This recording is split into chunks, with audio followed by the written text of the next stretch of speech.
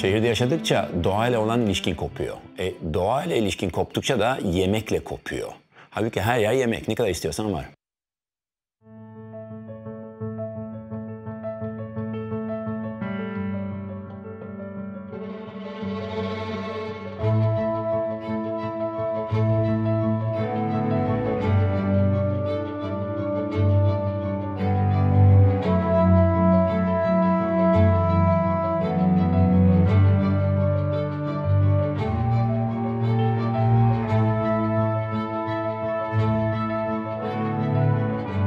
Bir zamanlar canlıydı yediğimiz hemen hemen her şey ya da yediğimiz her şey.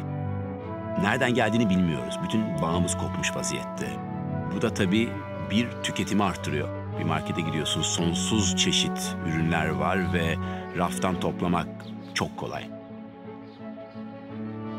Eskiden böyle değilmiş. Çıkılıp ormanda koklayarak, mevsiminde toplayarak insanlar elde ediyordu besinini veyahut da işte gıdasını.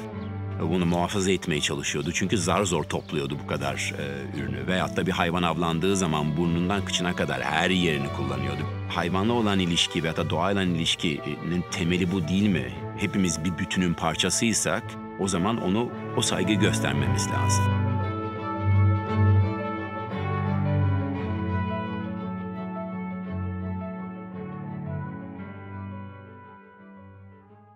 Gelirken yol çok güzeldi. Yemyeşildi. Burası bana İsveç'i çok hatırlattı. Çünkü bu mevsimde ve bütün yaz boyunca İsveç çok yeşil ve ben onu çok özlüyorum hakikaten. Yani en özlediğim şeylerden bir tanesi o sanırım. O yüzden bana çok çok iyi geldi. Eskiden beri konteyner özentim var. Bu konteyneri de görünce öyle sevindim ki o projeyi de ileride gerçekleştirmiş olacağım. Bilgiyi edinebilmek kırsalda daha rahat olabiliyor. Ama kültürel olarak o yörenin, o bölgenin kültürü daha da kapalılaşmaya başladığında bilgiyi almak daha da zorlaşmaya başlıyor. Şimdi sabah çıkıyoruz biz arazide, tarlaya gidiyoruz. Pamuk mu toplanacak, ot mu toplanacak, yemiş mi toplanacak arazide veya dağdan veya ormandan veya mantar mı toplanacak. Sabahın yola çıkıyorsun onunla beraber. Akşama kadar ne anlatırsa dinliyorsun. Muhabbet ederken teyze devamlı konuşuyor. Evde yemek yenirken topladığı mantarı nasıl işlediğini görüyorsun. Hangi başka baharatları veya yağ çeşidini koyuyorlar, hangi ekipmanı kullanıyorlar gibi de bunları öğreniyorsun. Gerçi bunlar biraz büyümüş artık yani hani tohuma kaçıyor bunlar. Hani mevsim biraz geçiyor ama aralarında körpeleri varsa ki mutlaka vardır veya uçlarındaki filizler. Çünkü teyzeler genelde filizleri topluyor köylü kadınlar. Aynen yani şurası. Yani bunu çok fazla kullanmıyorlar. Çok karta kaçtığı için içindeki sıvı da yavaş yavaş yok olmaya başlıyor. Özü de yok olmaya başlıyor. O yüzden kavurmaya da çok fazla gelmiyor. Isırgan mücveri yaparız. Acayip fark ettirir tadını. Kesinlikle. Ki bak çok bilinçliler teyzeler de yani bitkileri hemen hepsini koparmıyorlar. İkincisi kökten de sökmüyor. Yani filizini almaya dikkat ediyorlar. Arkasından yenisi çıkabilsin diye. Artı bir sene sonra hazırlık olsun diye. Çünkü kökten topladığın an ekosistemi bitiriyorsun aslında fark etmeden. Bilmediğimiz bir sürü ot da var. Tanımlanmamış ve endemik olarak. Çünkü Anadolu zaten endemik bitki çeşitliliği bakımından çok çok zengin. Özellikle doğu kesimler, Doğu Anadolu değil. Şeyden kaynaklı işte 3 tane gen haritasının tam ortasındayız ya. Sibirya, aynen. şeyden İran, Pers ve işte Akdeniz hepsinin tam ortasında. Evet. O yüzden her yerden geliyor. Hadi devam edelim. Daha toplanacaklar var.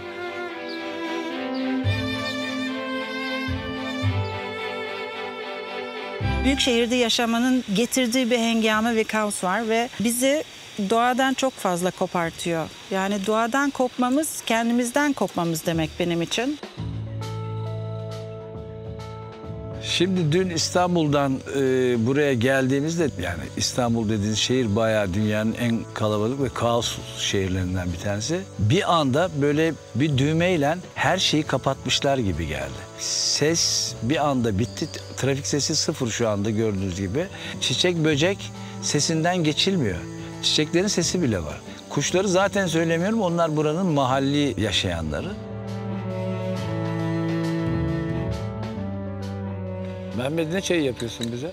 Taze körpe çay çay ama daha böyle küçücük şeylerden yapılır genelde.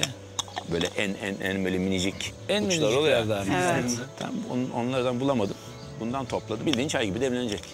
Bu şimdi yediklerimizi mi eriteceğiz? Ne yapıyoruz burada? Mineraller gitti, vitaminler gitti. O iyot, tuz gitti bizden. Şimdi onu bir geri alalım. Mantığı var. Ben şunu öğrendim 8. senenin sonunda. Birincisi çok çay içeceksin. Çay içmiyorsan bile çok çay içeceksin. Çay içmeyi öğreneceksin. Çayı cart diye içmeyeceksin. Yavaş yavaş içeceksin. Çünkü çay bir yandan da sosyalleşmenin en önemli etkenlerinden bir tanesi. O yüzden yavaş yavaş içip o muhabbeti edebiliyor olman gerekiyor. Denesene. Yapalım mı daha? Bak kolay. Sen bir bana ver bakayım, ben anlarım. Sevmedim. Yok güzel bence. Hafif böyle. Yalan söylemeye gerek yok. Harbi söyle. Kızma. Kötü değil içerim. Ben içerim. Bu içilir. İçilir aynen. Bence de içilir. Vereyim mi? Ver. Aynen. Ver güzel. Bir hoca vardı. Hayvan besleme biyokimyası, hiç unutmuyorum. Adam derse ilk girdi, şey demişti. Ben hayvanın yediği her şeyi yerim arkadaşlar demişti. Biz de falan ne kadar. Sonra anlıyorsun yani koyun, keçi. Yani özellikle keçi en taze, en körpe, en sağlıklı ne varsa onu arayıp buluyor, onu yiyor. Ya baktığın zaman ormanda yani yürüyorsun, topluyorsun, her yerde bir şey var. İşte çam iğnesini al, Evet. işte ya da ada çayını al, başka bir şey al. İşte kimisini kurutabilirsin, kimisini taze kullan. Kaynar suya koy, bekle, ondan sonra içiliyor. Zaten Evet. hemen hemen her yerde bu var. Bitkisel çay torbalarda satılıyor ya. İşte satıp işte dolaştığın zaman topla, aç çantana, evinde kurut ya da tazesini kullan. Köylü kadınlar olur ya. Tabii. Onların bilgileri aslında. Tabii. Yani bizim şu anda içtiğimiz büyük ihtimal ondan zamanında içtiği ilaçlar. Evet. Ama sonunda işte göç, kırsalda, köyde insan kalmaması, insanların işte göçmesi gibi sonra bilgiler kayboluyor. Bilgiler kaybolunca Ben Ayten'le böyle İsveç'te ormana girdiğim zaman bir mantarları toplamaya başladı. Ben dedim ki Ayten bunların hangisi zehirli nasıl anlıyorsun? Bir sürü mantar. Biz biliyoruz diyor. Dedim ya bir tanesi benzer olamaz mı yani hani böyle... Olur canım, o da olur. Yani oluyor, olmaz olur Ben mu? dedim ilk yemem ben bunları. yemedin de. Küçük yok. İlk önce bir baktım onlar nasıl. Hadi bizi yediriyor değil mi ilk önce?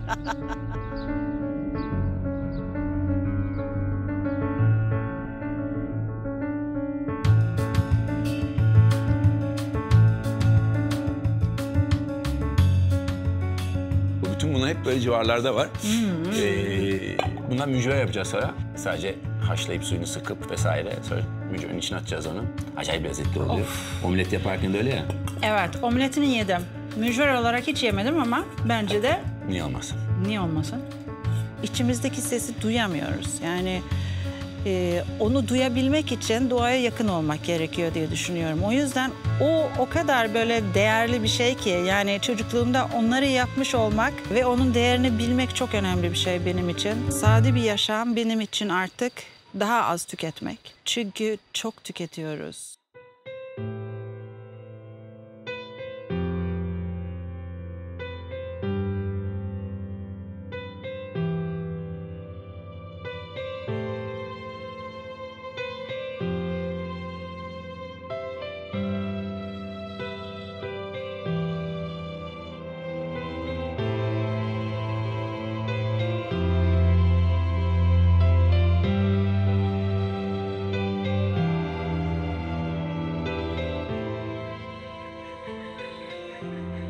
Sonbaharda herkes İsveç'te mantar toplamaya çıkar.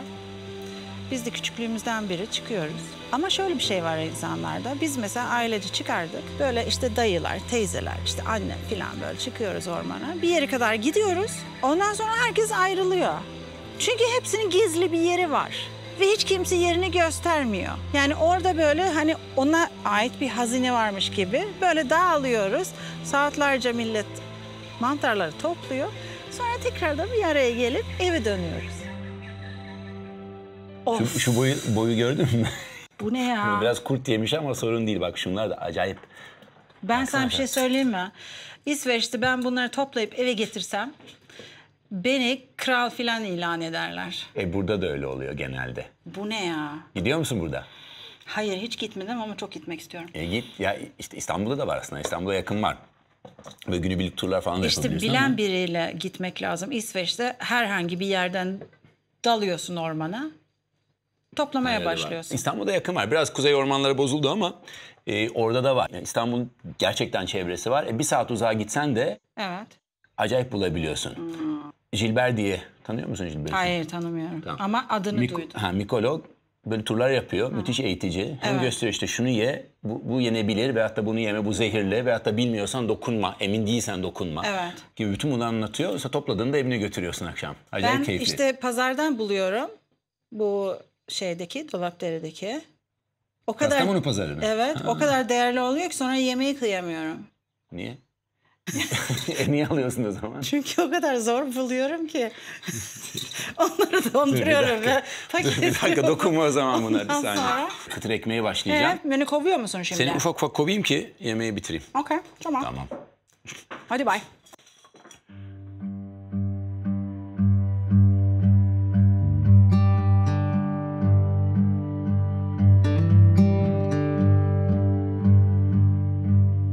Hep bir yerel malzeme, yerellikten konuşuluyor. Evet, önemli bir trend. İyi ki de bir trend oldu. Yerelliğin anası zaten toplayıcılıkta. Toplayıcılık çok böyle eski bir terimmiş gibi, sanki hep eski binlerce sene önce yapılan bir işmiş gibi algılanıyor ama aslında bugün yapılıyor ve Anadolu gerçekten bunun özü. Hangi köye giderseniz gidin, oradaki teyzeleri sorun veyahut da amcalar, abileri sorun. Genelde evet birkaç nesil bizden büyük insanlara sorduğunuz zaman evet şu otudur veyahut da bu mantarıdır, bu mevsimde bu çıkar. Ve o doğanın döngüsünde onu topluyorlar ve onu yemeğinde müthiş bir şekilde kullanıyorsun.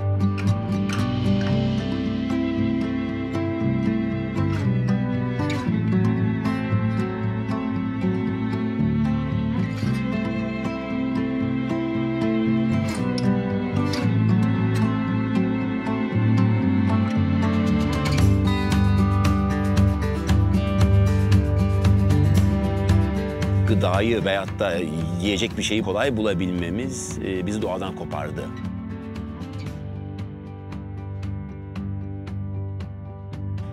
Markete gidiyoruz, işte bakkala gidiyoruz, benzincide bile artık yemek var. Yemek denebiliyorsa tabii.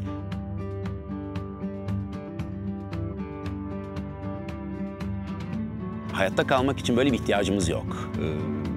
Bugün nereye baksak yemek var, fazlasıyla var. Gereğinden çok tüketiyoruz bu yüzden.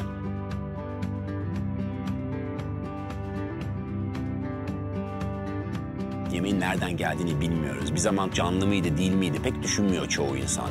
Onu sadece işte x gram protein lazım. İşte zaten sağlıksız olmaya başlamışız. Diyetisyen işte şunu yemelisin, şu kadar gram protein, şu kadar gram karbonhidrat yemen lazım diyor ve onu dinleyerek bir şekilde bir şeyler tüketmeye çalışıyoruz.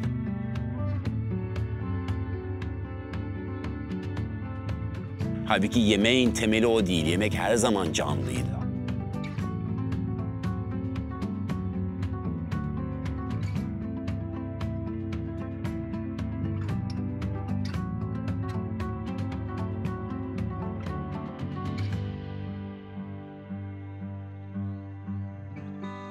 Yani hepimizin gördüğü kadarıyla Mehmet zaten işini çok severek yapıyor. Severek yaptığı için de yani sevdiği yerlere gidiyor ve o sevgiyi de o topraktan, doğadan, her yerden alıyor. Bir işi iyi yaparsın ayrı ama kendi sevgini koyduğun zaman da onun tadı bir farklı oluyor.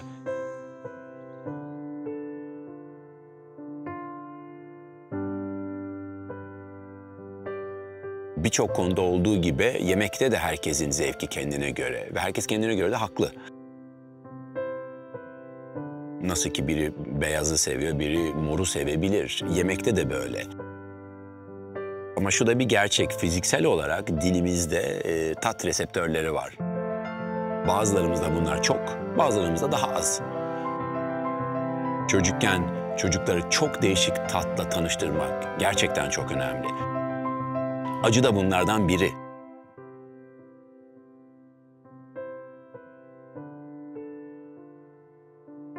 Bu tat alma becerisi veyahut da tat alma duygusu evet fiziksel doğumdan gelen bir hikaye ama aynı zamanda eğitilebiliyor. Eğer sadece belli bir tat yiyorsan, belli bir ürün, belli bir çeşit yemek yiyorsan tat almak kapasiten de zamanla yok oluyor. O yüzden çocukları erken yaşta özellikle ufak ufak değişik tatlarla tanıştırmak onların hayatına muazzam bir renk katacak ileride.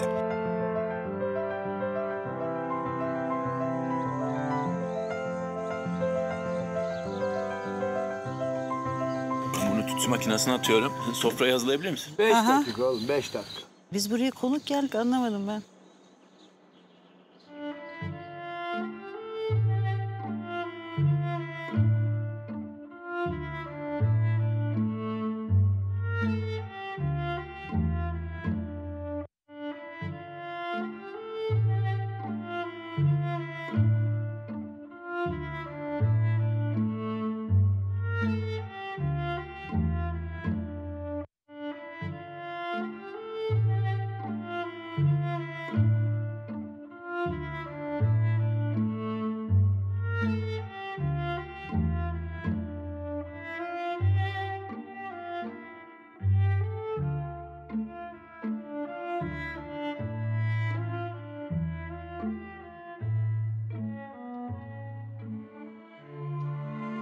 Bana biraz patates mi? Hayır. Çok az lütfen. Ben güzel fümeye dikkat bırakacağım. eder, formuna. Çok mersi. O yüzden Form süper ama. Peki bu ekmekler sağlıklı ekmekler mi? yani Mehmet yaptığına göre sağlıklıdır. Ben Görbeyciğim. Bizi davet ettiğiniz Bizi için çok davet teşekkür ettiğiniz ederiz. için, çok güzel ağırladığınız için. Şahane güzel bir yerde gün geçirdik. Bütün mantar toplayanların avlak yerleri var ve hiç kimse söylemiyor. Hep Tanger'ın yapmaya çalıştığı o ya aracıyı yok ederek iyi üreticiye ulaşabilmeye çalışıyoruz ki gerçekten namuslu olan mala ulaşabil. Kahvede yapıldı bu. Dünyada yapılıyor şu an. Birçok konuda yapılıyor ama kahvede de yapılıyor. Ve o sayede hem kahve üretimi devam edebiliyor ama adam veyahut da kadın aileler neyse genelde aile işletmeleri bunlar. Çoluk çocuk hepsi topluyor. Kahve muazzam kalitesi müthiş arttı. Çok daha yüksek bir fiyat alabiliyor. Tabii. Bazı taze ürünlerde sıkıntı yaşıyoruz. İşte mesela Ardağ'da teyzeler topluyordu yenebilir çiçekleri, bitkileri. Tamamen böyle çıkıyorlar dağa. Evet. Dağın eteklerine. Arabayla belli bir yere kadar ulaşabiliyorsun. Sonra yukarı çıkamıyorsun. Teyzeler devam ediyor. Dolduruyorlar. Müthiş böyle yenebilir ot, çiçek, böcek her şey var. Ama bize gelmiyor. Çok zorladık onu. Şu kutuyla mı yolladık, bu kutuyla mı yollayalım diye. Bir kargolama sorunu var zaten. Av konusunda ne düşünüyorsun? Ben rahatım abla. Ne avladığına bağlı. Anne babam evlendikten sonra dedem Türkiye'ye gelip ava gelmiş. Deden Finlandiyalı mı? Tabii. Finli dede. Tabii buraya gelip ava gidermiş Anadolu'ya, İstanbul'a gelip sonra buradan arabayla bir şeyle Doğu Anadolu'ya gidip orada avlanırmış. Genelde geyik avlarlarmış. Veyahut da yaban keçileri vesaire. Gerisinde domuza gitmişler. Dedem domuz vurmuş gayet mutlu mesut her şey gayet normal gidiyor. Ama sonra domuzu koyacak kasap bulamamış Anadolu'da. Adam diyor ki ben bu domuzu alırsam şimdi dükkanı soğutucuya bir kişi gelmez. Köyden yollarlar beni diye. O yüzden kalmış hayvan. Hiçbir şey yapamamışlar. Onu anlatıyor böyle herkes ona bütün akrabalar dayım onu anlatıyor buna. İnanır mısınız bak bunu almıyorlar. Ya bizde çok. Kültürler farklı deden de yani. Ama o değil mi zaten avcılıkta baktığın zaman şimdi burada ne vuruluyor? İşte burada domuz vuruyorlar ama yemiyorlar. Çünkü domuz zarar vuruyor. Evet. İşte başka işte bıldırcın vuruyor bilmem ne vuruyor. Oraya gittiğin zaman tavşan vuruyorsun orada onu yiyorsun. Başka ülkeye gittiğin zaman geyik vuruyorsun bilmem ne. Evet. Bana yine de tuhaf geliyor abi. Öyle mi? Arabalar böyle dört çekerler koca. Silahlar şu kadarcık bir hayvan. Karşında. Öyle. Mesela İsveç'te hani belli bir arazinin üstünde avlayabiliyorsun. Yani Zaten biraz şartların eşit olması lazım. Tamam. Yani tamam onun Yani çevikliği o varsa ayrı sen bir de konu. spor kabiliyeti. Ayrı Okla bir avlarsan okey bana yani. Ama Hani orada sen bir denge kendi sağlanıyor. kabiliyetini... Şeye benziyor. GPS'i aç uydudan. Nerede balık kümesi var? İşte öyle gibi. Ondan sonra gir denize. Bütün balığı kap gel. Şimdi tartışılabilir bu. Ben illa avı savunurum, Amazon'da savunmam ayrı. yaşıyorum olur. Bak Amazon'da yaşıyorum yani zaten orada avlamak Tamam ama zorundasın. mesela Kuzey bak Kanada'yı al veyahut da Kuzey ülkelerini al. Zaten Amazon gibi düşün oraya. Yani biz hep İsveç'i veyahut da Finlandiya'yı, Norveç'i müthiş medeni olarak biliyoruz ya. Evet çok medeni ama aynı zaman herhalde dünyanın da en vahşi yerlerinden biri. Gerçekten vahşi. Vahşi derken illa böyle hırçın vahşi değil. Evet. Gerçekten o wilderness dedikleri hikaye. Ciddi dokunulmamış doğa var. O yüzden geyik sürüleri fazlasıyla, bilmem neyle fazlasıyla. Zaten atıyorum senede bir tane büyük geyik vurabiliyorsun. 4 tane küçük. Sen tek şahıs olarak da değil, bütün av takımın ancak onu vurabiliyor. Evet. O zaman şimdi sen vahşi diyorsun ya, o zaman tamam 4 çekere binip onu vurmak anlıyorum söylediğini. Ama sen o zaman gene 4 tekerlekli arabanı markete gidip alıyorsun. O vahşi olmuyor. O durumu da anlatabilirim. Herkes... Şey mi dedik biz orada?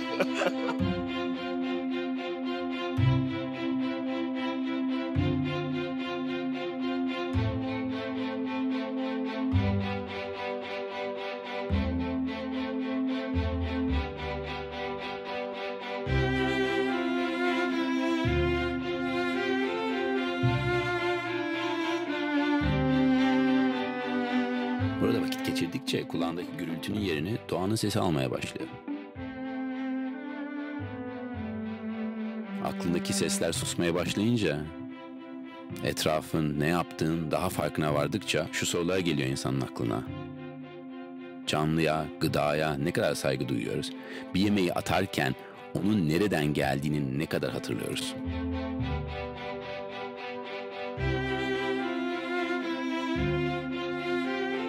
Öyle bir yerde neye ne kadar ihtiyacımız olduğunu düşünmek için harika bir ortam var.